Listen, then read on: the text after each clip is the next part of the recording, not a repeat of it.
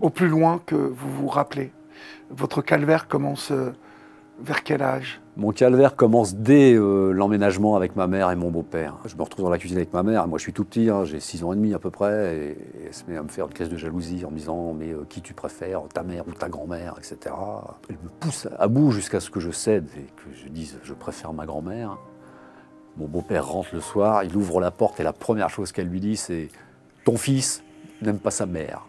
Et là j'ai pris une claque, ma tête a valdingué contre le mur. Mais il n'y a même pas eu de discussion, quoi. Ça a commencé comme ça. Vous vous considérez comme un survivant? Pas du tout. On a tous une histoire à raconter, on a tous vécu des choses difficiles. Moi, je veux pas être le survivant. Moi. Je me considère pas comme ça.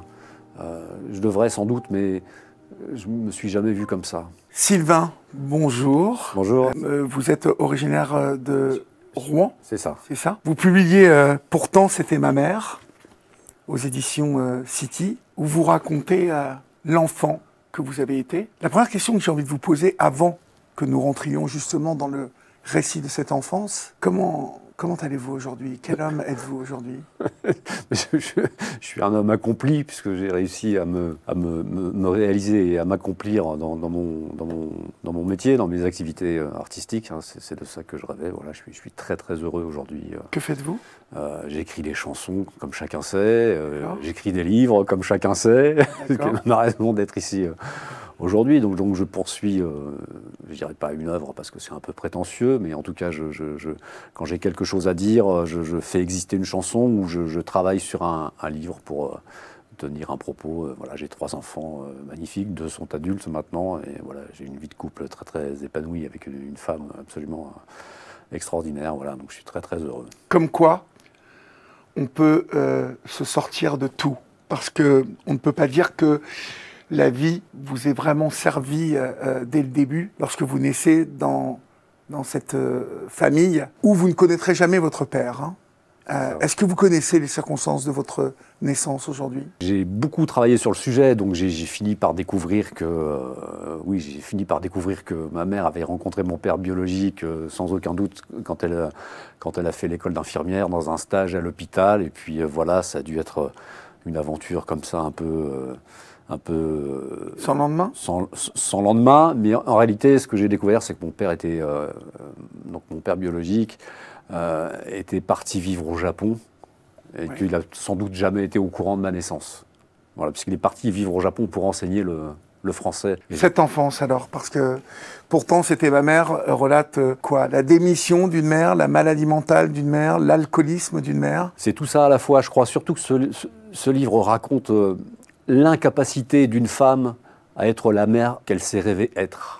Voilà, je pense que ma mère voulait vraiment, avait une espèce d'image d'Épinal comme ça dans la tête, de fonder un foyer, une famille, d'élever ses enfants, d'être une mère au foyer. C'était vraiment ça son idéal de vie, je pense, et d'avoir un mari qui aille travailler et qui fasse vivre la maison. Et en réalité, elle en était totalement incapable, quoi. Donc oui, il y a eu la propre fuite de son enfance à elle, sans aucun doute, à travers l'alcool et les médicaments, etc. Et puis la maladie mentale qui n'a fait que s'aggraver au fil des années, voilà, pour atteindre son paroxysme, quand moi j'ai décidé de quitter cette maison. Au plus loin que vous vous rappelez, votre calvaire commence vers quel âge? Mon calvaire commence dès l'emménagement avec ma mère et mon beau-père. Parce que jusqu'à 6 ans et demi, j'ai vécu chez ma grand-mère, où j'étais très heureux. Et dès que ma mère me récupère un peu comme un paquet de linge et que j'emménage dans les murs avec elle et mon beau-père, je me rends compte qu'il y a quelque chose qui ne va pas. D'accord. Je me rends compte qu'il y a quelque chose qui ne va pas chez ma mère. J'avais déjà eu des signaux préalables, le peu de fois je l'avais vu avant, mais là, le fait de vivre dans les murs directement avec elle, je me rends compte qu'il y a quelque chose qui ne va pas dans sa tête. Et je me rends compte très vite que je vais prendre des coups par mon beau-père. Voilà. Ça commence tout petit, 7 ans, je commence à prendre des coups déjà. Votre beau-père vous frappe? Ouais, au moindre prétexte. Un trou à la chaussette, une chaussure abîmée, une réflexion qui ne lui plaît pas, enfin, vraiment. Chaque jour, il inventait de nouveaux prétextes pour... Quel profil avait ce beau-père? Pour moi, c'est un sadique. Sadique. Alors, ce qui est très bizarre, c'est qu'il l'était avec moi, et il n'était pas du tout avec mes demi-sœurs, ses propres filles. On a grandi ensemble, mais on n'a pas eu du tout la même enfance. C'est absolument extraordinaire. Combien de demi-sœurs? J'en ai 2. 2. Voilà. Qui viennent à combien d'intervalles après vous? 6 ans avec la première et 8 ans avec la deuxième. D'accord. Ouais. Donc elles sont beaucoup plus petites que vous? Elles sont plus petites que moi et je m'en suis énormément occupé tout le temps que j'ai vécu chez ma mère. Oui. Mon beau-père allait travailler, ma mère était démissionnaire, donc il fallait gérer la maison, les petites. Et, voilà. Vous vivez jusqu'à vos 6 ans heureux chez votre grand-mère, et puis elle vient vous récupérer. C'est ça. Et là, c'est la catastrophe. Moi, je ne voulais pas partir. Hein. Voilà. Vous avez souvenir de ça? Ah, je m'en souviens très très précisément. D'ailleurs, c'est la seule fois de sa vie où ma grand-mère m'a giflé, parce que j'étais tellement foudrage que j'ai décollé le papier peint sur les murs. Ah oui, voilà. Vous ne vouliez pas partir? Ah non, mais j'étais heureux. On vivait dans un hôtel particulier. Voilà, on avait un mode de vie un peu hors norme, puisqu'on avait 10, 15 chiens, 10, 15 chats, des oiseaux, une tortue. Donc j'ai grandi dans une animalerie. Mais comme je l'écris dans le livre, c'était ma normalité à moi et je m'y sentais bien, quoi. Et d'un seul coup, ma mère, qui était une inconnue pour moi, je la voyais une fois par an à peu près. Hein. De temps en temps, elle venait comme ça. Et puis voilà. Donc c'était une étrangère, vraiment. Vraiment, il n'y avait pas de lien d'attachement. Et elle se pointe comme ça, à la veille de Noël, et elle dit à ma grand-mère, j'emmène Sylvain, je vais me marier. Et 2 jours après, je suis parti, quoi. Contre ma volonté, elle a décidé pour moi de mon destin, quoi. Ouais. C'est ça. Elle récupère le paquet, comme vous dites. C'est ça. Avec sans doute, comme vous le supputez, la projection dans sa tête qu'elle va enfin pouvoir être cette mère qui va s'occuper de son enfant. C'est exactement ça. Elle est venue me chercher en se disant, je vais construire une famille, un foyer. Je vais m'élever dans la classe sociale parce que, voilà, elle considérait que les parents de son futur mari étaient des bourgeois et que ça lui permettrait de s'élever, de sortir de sa condition. Voilà, puisque ma grand-mère, même si on avait un hôtel particulier, n'était pas très riche, puisqu'elle était à la retraite à l'époque. Ma mère voulait vraiment construire un foyer. Ça, c'est évident, je l'ai découvert à travers plein de documents. De la même manière que quand je suis né, elle a essayé de s'occuper de moi. Simplement, elle n'a pas réussi, quoi. C'est l'histoire de ma mère, c'est l'histoire d'un échec. Et après, ça a été crescendo dans l'alcoolisme et la maladie mentale. Voilà, c'était sans fin. Et la seule façon pour moi de m'en sortir, c'était de fuir. Oui, mais avant de fuir, il y a cette enfance. C'est ça. Avec ce beau-père qui vous frappe très rapidement. Hein. Tout de suite. Je me retrouve dans la cuisine avec ma mère. Moi, je suis tout petit, hein, j'ai 6 ans et demi à peu près. Et elle se met à me faire une crise de jalousie en me disant « Mais qui tu préfères, ta mère ou ta grand-mère ?» etc. Elle me pousse à bout jusqu'à ce que je cède et que je dise « Je préfère ma grand-mère ». Mon beau-père rentre le soir, il ouvre la porte et la première chose qu'elle lui dit, c'est « Ton fils n'aime pas sa mère ». Et là, j'ai pris une claque, ma tête a valdingué contre le mur. Mais il n'y a même pas eu de discussion, quoi. Ça a commencé comme ça. Ça commence comme ça. Ça commence comme ça. Et ça continue comment, alors? Et ça continue avec des brûlures de cigarettes, des pincements, des dérouillés. Voilà, mon beau-père, il me prenait, il me renversait sur lui, il me baissait le pantalon. Avec sa grosse bague, il me frappait jusqu'au sang. Vous alliez à l'école à cette époque? J'allais à l'école, donc je suis plusieurs fois tombé dans l'escalier. J'ai raconté aux copains que j'étais tombé dans l'escalier parce qu'il m'arrivait d'aller jusqu'au collège hein, avec des traces de coups sur moi. Est-ce que vos parents, ce couple particulier, étaient suivis par les services sociaux? Ils étaient suivis par les services sociaux, pas tout de suite, en tout cas pas dans mon souvenir. C'est venu au bout de quelques années, mais les services sociaux venaient, parlaient un peu avec eux, et puis ils repartaient, et puis il ne se passait rien en fait. Voilà, il ne se passait rien. Je suis convaincu qu'ils savaient tous, hein, tout le monde savait, les voisins savaient, tout le monde savait. Et puis, ils jouaient le jeu à l'époque, la politique était complètement différente d'aujourd'hui. Aujourd'hui, on essaie de protéger les enfants en les retirant des foyers toxiques. À l'époque, le leitmotiv, le credo, c'était vraiment laissons les enfants avec leurs parents. Oui. Voilà, ce que les services sociaux voulaient faire, c'était ça, maintenir la cellule familiale à tout prix. Voilà. Vous décrivez dans votre livre, pourtant c'était ma mère, une sorte de déchéance. En tout cas, c'est le sentiment que j'ai eu en le lisant. Une aggravation de l'état mental de votre mère.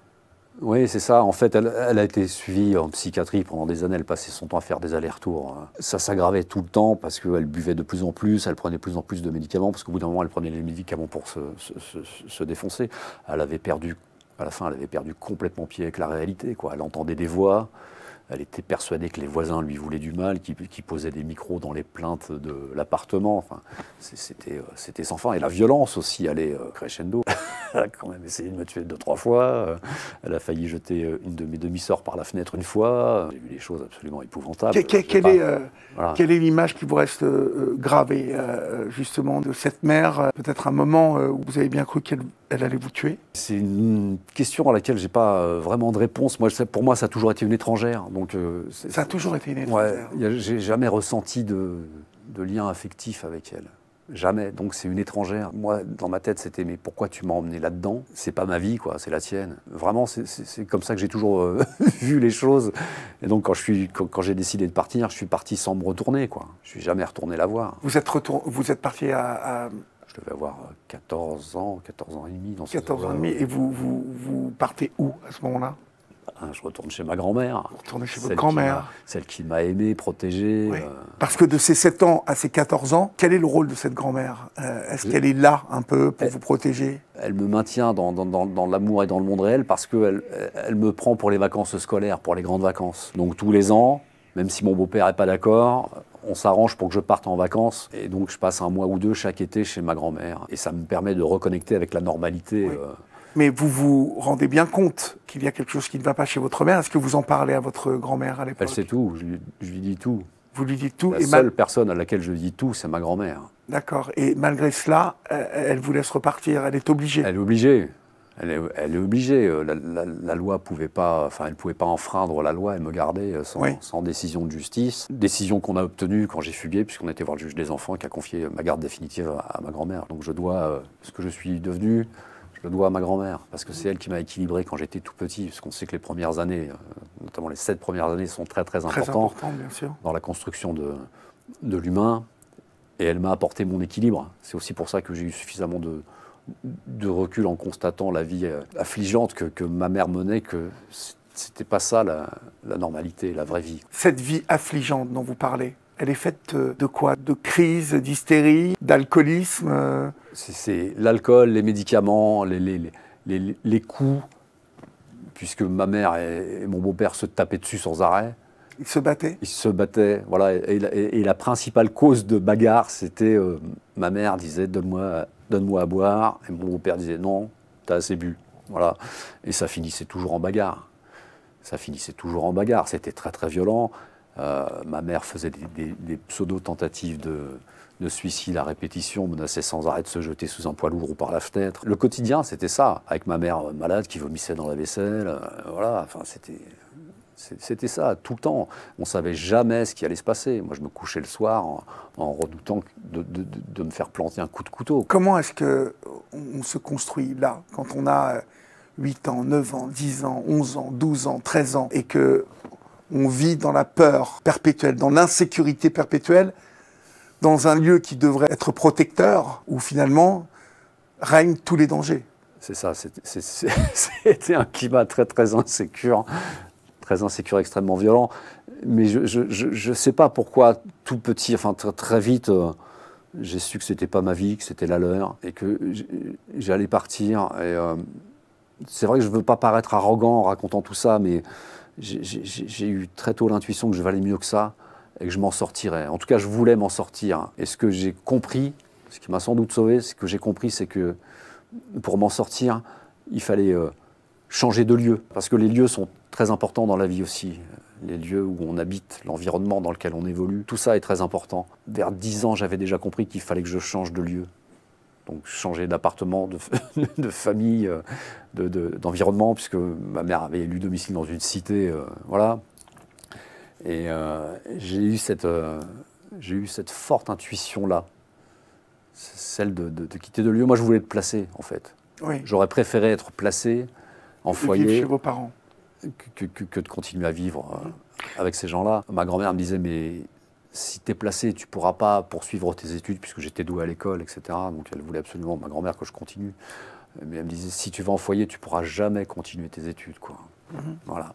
Mais j'aurais préféré. C'était délicat, parce que mes demi-sœurs, elles avaient toujours vécu dans cet environnement-là. Oui. Elles aimaient leurs parents. Elles avaient un véritable attachement à leur mère et à leur père. À leur mère et à leur père. Oui. je parlais pas. Ça, c'est une chose que je voudrais vraiment dire, c'est que les enfants, ils parlent pas, en fait. Et moi, je parlais pas pour protéger mes sœurs d'un éventuel placement. Parce que vous saviez que si vous vous étiez placé, vos deux sœurs pouvaient C'est ça. bénéficier du même C'est traitement. ça. Justement, ces deux sœurs, quel rapport vous aviez avec elles? Bah, je les protégeais, j'essayais, en tout cas, j'étais qu'un gamin, hein, mais je m'occupais d'elles, je les amenais à l'école, je leur faisais à manger, je faisais en sorte de tenir la maison aussi propre que possible, etc. Donc, Oui, parce que c'est ce que vous racontez dans ce bouquin, vous êtes devenu un peu l'esclave de la maison.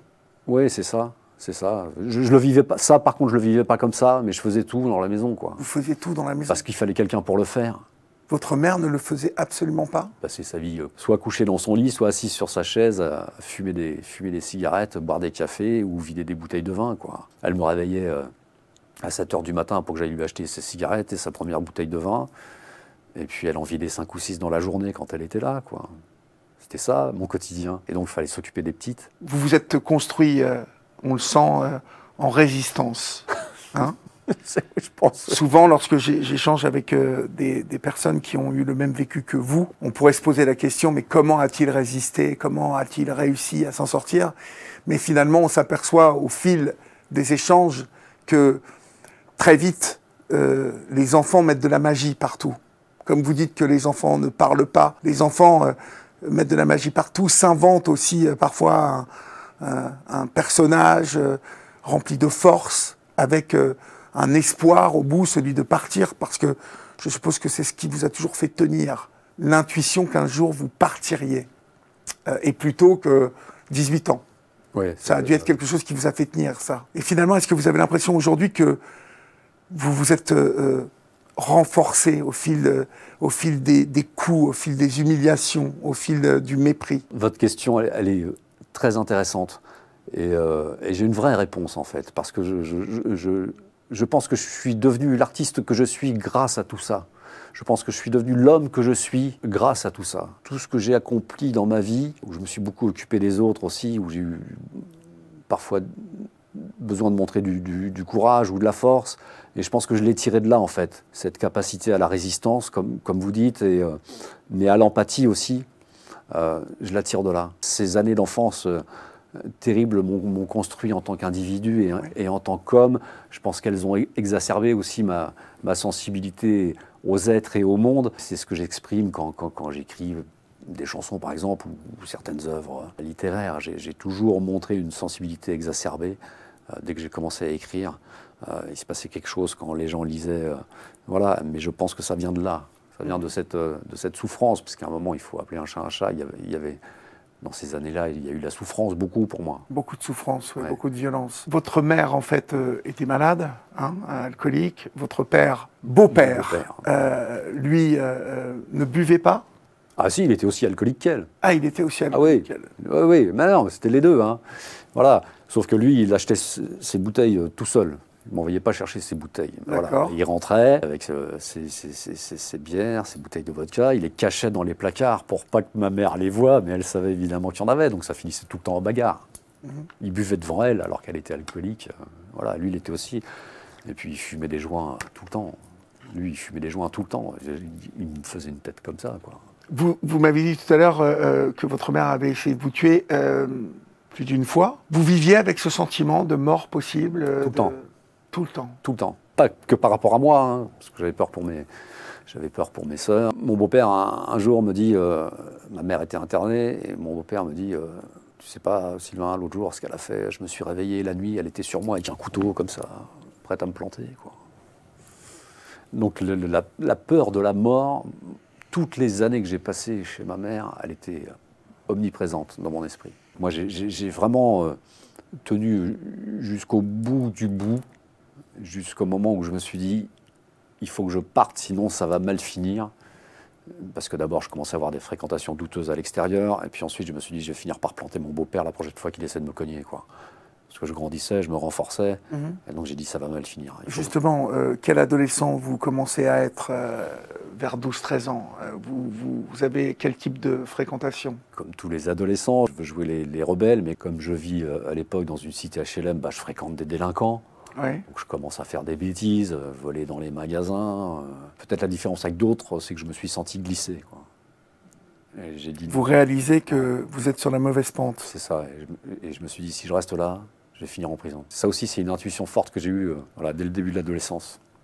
Et je pense que ça m'a incité à trouver le courage d'organiser ma fuite. Alors bien évidemment, dans ce livre, vous décrivez hein, cette ambiance de violence où la mort, on le sait quand il y a de l'alcool et de la violence, la mort peut surgir à n'importe quel moment. Mais vous allez partir à 14 ans. Dans quelles conditions vous arrivez à partir, à vous échapper? Je fais une fugue avec une copine, voilà, avec ma meilleure amie en fait. Elle fugue avant moi, elle vient se réfugier dans nos caves. On lui apporte à boire, à manger, etc. Et puis elle finit par me dire, mais fais pareil, viens avec moi, on s'en va. Mais on est des gamins, quoi.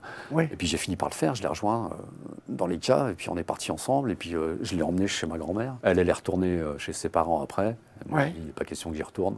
Et comment ça s'est passé, justement, ce retour chez votre grand-mère? Est-ce que là, votre grand-mère prend les choses en main et fait en sorte que vous n'y retourniez plus jamais? Est-ce que vous expliquez à votre grand-mère que vous allez mourir? Je suis arrivé chez elle avec un pistolet que j'ai mis sur la table et je dis, il est hors de question que j'y retourne, parce que ça va mal finir. Voilà, j'en étais là quand même. Donc, vous aviez un pistolet? Oui, alors c'était un pistolet à grenaille, hein, mais on peut faire beaucoup de dégâts quand même avec. Hein. Donc là, elle a compris que c'était sérieux. Est-ce que ça a été facile pour votre grand-mère de faire ce qu'il fallait pour que vous puissiez rester chez elle? Elle a été incroyable parce que à partir du moment où elle a pris la décision, ça a été très vite. Ouais. Elle a écrit au juge et un mois après, on avait la décision de garde avec une allocation. Ouais, elle a su gérer tout de suite. Vous m'avez dit tout à l'heure être parti sans vous retourner et ne plus jamais être retourné. Vous n'avez jamais revu votre mère et votre beau-père? Non, jamais. Non. Jamais non. Une fois juste avant mon premier mariage, et c'est tout. Et encore, c'est parce que mon ex-femme m'avait forcé, mais non. Mais je me suis jamais retourné. C'est des étrangers, donc voilà. Ouais. Oui, ce sont des étrangers, mais vous portez le nom de votre beau-père. Oui. Parfois, vous savez, comme nous sommes faits les humains, vous parliez de sensibilité tout à l'heure, on peut toujours être gagné d'un sentiment de culpabilité. Non, la seule culpabilité que j'ai eue, c'est celle d'avoir abandonné mes demi-sœurs à ce foyer. Il m'a fallu presque 40 ans pour m'en débarrasser. Ouais. Quelle relation vous avez gardée avec ces demi-sœurs? On ne s'est pas vus pendant des années et des années, et là on a repris des liens. Voilà, donc on reconstruit. Là, dernièrement il y a plusieurs années maintenant, ouais. Mais oui, on reconstruit quelque chose. D'accord. C'est pas évident. Parce ça que vous a fait du bien de les retrouver, ces demi-sœurs? Bien sûr. En fait j'ai repris. Elles ont repris contact avec moi quand leur père est mort. L'une d'elles m'a appelé en me disant papa est mort. Ouais. Ça me fait toujours drôle de dire papa, moi, mais. Et donc je dis attends, j'arrive. Et on s'était pas vu depuis genre 10 ans, 15 ans. Voilà. Et quant à votre mère, qu'est-elle devenue? Ma mère est morte aussi. Ils sont morts jeunes tous les deux. Hein. On ne peut pas passer sa vie à se défoncer et faire, faire de vieux os. Voilà. Moi, j'ai écrit ce livre pas pour me plaindre. J'ai écrit ce livre pour dire à ceux qui peuvent être concernés qu'il faut toujours garder l'espoir parce qu'on peut s'en sortir. Quoi. Voilà. C'est un bouquin sur la résilience, vraiment. Voilà, donc je l'écris pour mes enfants. Je pense que c'est important qu'ils sachent. Mais je l'ai écrit surtout pour aider ceux qui en ont besoin à comprendre qu'il y a toujours un chemin. Et dans la vie, parfois, on se perd. Mais quand on se perd, c'est parce qu'on s'est écarté du chemin qu'on s'était fixé. C'est quoi votre chemin, vous, Sylvain? J'essaie de faire des livres qui apportent quelque chose aux gens. C'est-à-dire que vraiment, quand je me lance dans l'écriture d'un livre, j'ai un propos à tenir, j'ai quelque chose à essayer de transmettre, à partager. Je veux que mes livres soient marquants. Certains sont choquants, celui-là l'est sans aucun doute. Mais je pense que mes lecteurs en tirent quelque chose. Vous vous considérez comme un survivant? Pas du tout. On a tous une histoire à raconter, on a tous vécu des choses difficiles. Moi, je veux pas être le survivant. Moi. Je me considère pas comme ça. Je devrais sans doute, mais je me suis jamais vu comme ça. On traverse tous des choses difficiles dans la vie. Et ce qui compte, c'est savoir comment y faire face, comment s'en remettre, comment continuer à avancer malgré tout. Ce livre, je voudrais qu'il permette aussi de comprendre qu'on doit peut-être essayer. On ne sait jamais ce qui se passe derrière les portes closes. Voilà. Et les enfants ne parlent pas. Les enfants ne parlent pas. Ça, on le sait. Et je pense que notre société doit commencer à apprendre aux enfants à parler. En tout cas, votre livre incite déjà les plus grands à parler aussi. C'est déjà pas mal. Pourtant, c'était ma mère aux éditions City. Merci Sylvain. Merci à vous.